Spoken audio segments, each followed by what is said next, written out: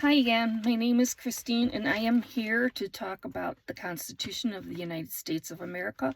I think it's really important that we celebrate the 250th anniversary of this document and that we think more about what this document is and what it does and what it is, what it means. And so I'm reading part of the document every day until I'm done reading the entire Constitution. It might be the 4th of July and it might be after, but I'm trying every day um, to continue to do this, and I am, to the best of my ability, explaining the Constitution. And if while I'm talking to you something comes up I'm not quite sure about, I will go and look up and get some more information about that and come back to you the next day. So I hope you're enjoying this series. And right now we're reading Article 1, Section 8. It says, "The Congress shall have power to lay and collect taxes, duties, imports, and excises, to pay the debts and provide for the common defense and general welfare of the United States. But all duties, imports, and excises shall be uniform throughout the United States."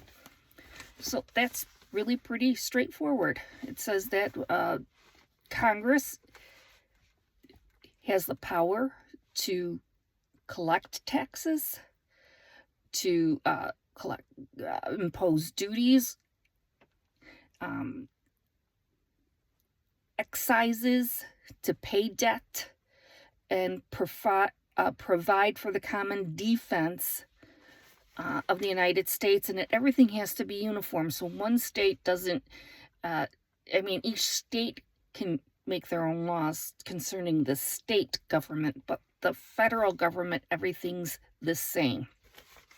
So it doesn't matter if you live in New York or Wyoming, all the duties would be the same. All of the taxes would be the same.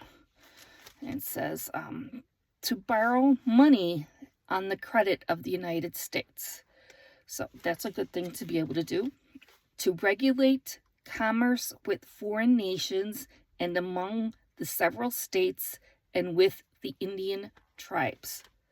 So that means that, we have our imports, exports. That's basically what it is.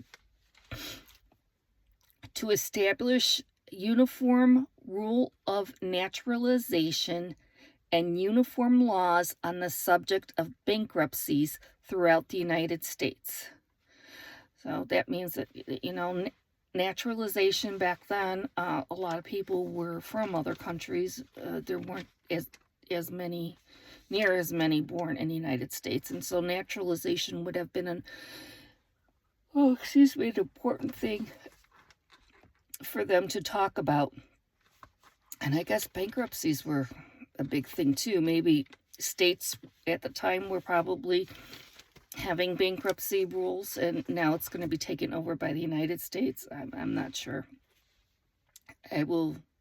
Uniform laws on the subject of bankruptcies throughout the United States. So I guess it is.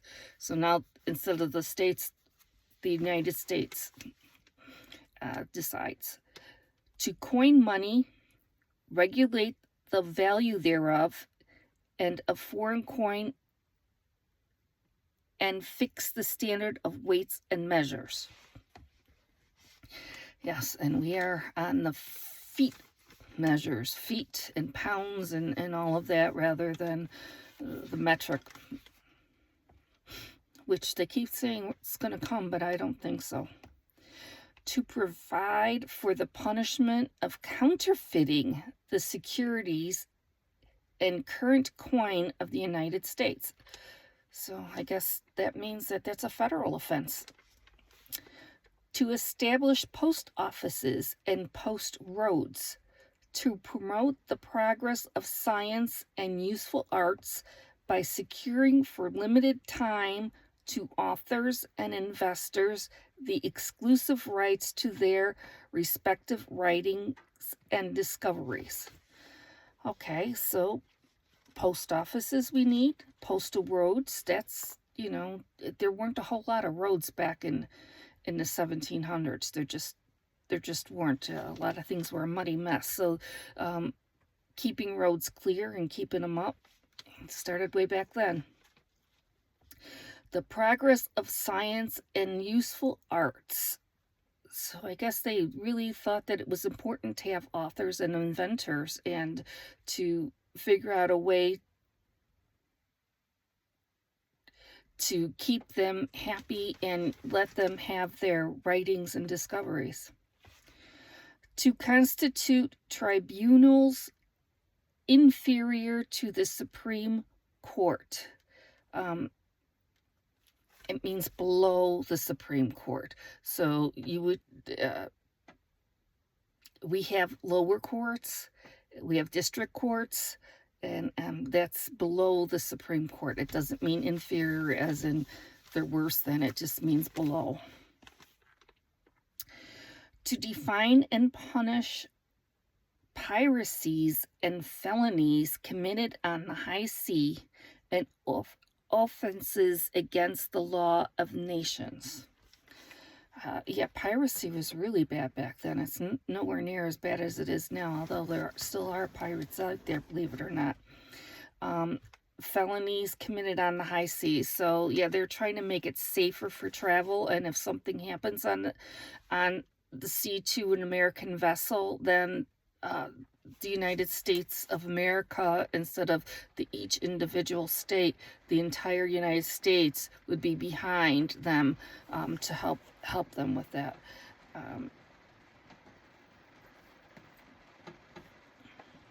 To declare war, grant letters of marque and reprisal, and make rules concerning captives on land and water. Captures on land and water. So Congress can declare war. I don't know what marque and reprisal mean. I'm going to look that up. And rules concerning capture on land and water. So how people would be treated once they're captured. To raise and support armies, but no appropriation of money to that use shall be longer term than 2 years.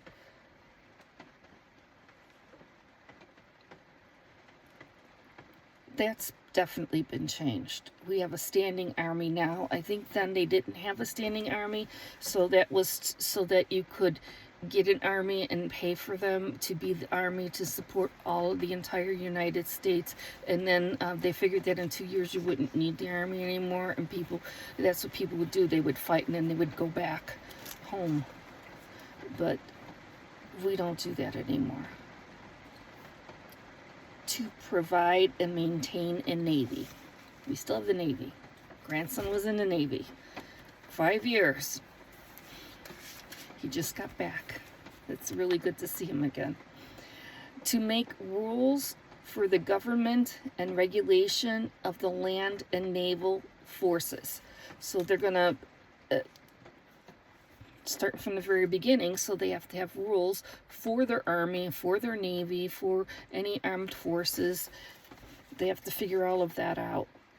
To provide for calling forth the militia to execute the laws of the Union, suppress insurrections, and repel invasions. So that means to call forth a militia. They didn't have the standing army, so they had the militia. So they can say, okay, we need a militia right now. Get the people, execute the laws of the Union. So if somebody's not obeying the laws, they can use the army or whatever force they need to get them to obey the laws. Suppress insurrections and repel invasions. It's pretty straightforward. To provide, it's raining out, so you're hearing rain in the background. To provide for organizing, arming, and disciplining the militia, and for governing such part of them as may be employed in the service of the United States, reserving to the states respectively the appointment of the officers and the authority of training the militia according to the discipline prescribed by Congress. So you're making rules for your militia, you're arming them, you're organizing them, you're disciplining them, you're governing them, you're appointing officers, you're training them.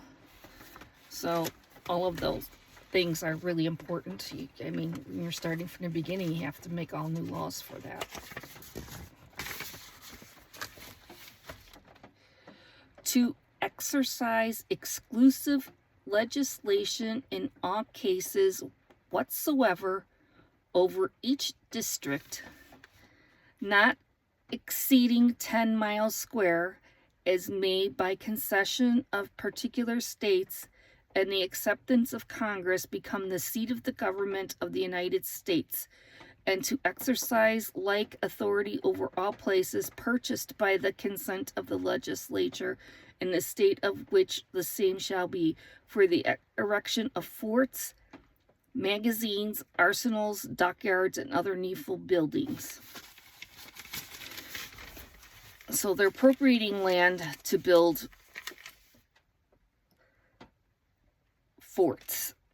Magazines are where the arsenals are where they make ammunition and store ammunition, and magazines are where the guns are. So there's like a metal piece that's into the concrete that will hold the cannons.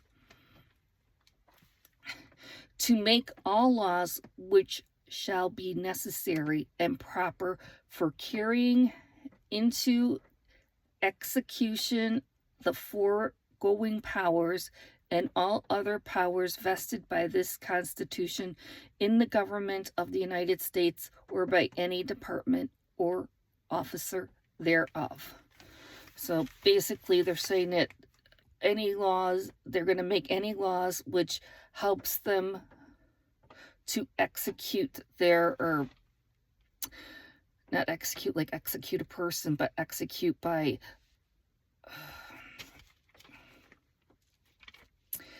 executing their powers. Oops, need a light. Where'd my light back on? Okay, I gotta open the door. There we go. Executing their powers, which means like I'm gonna execute a turn and make a turn. So you're making the powers.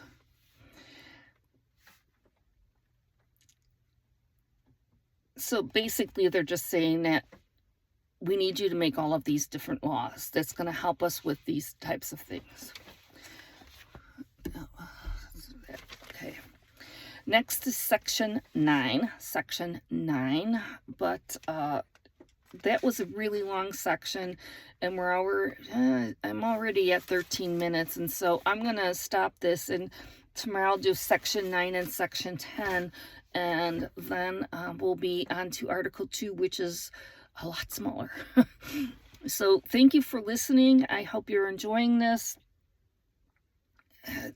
Again, some of the words are difficult to understand because some of the words aren't words we're used to hearing in everyday language for a couple of reasons. One is because this is a legal document, and two is because 250 years ago we didn't use the same words all of the time, and the way they spoke was different.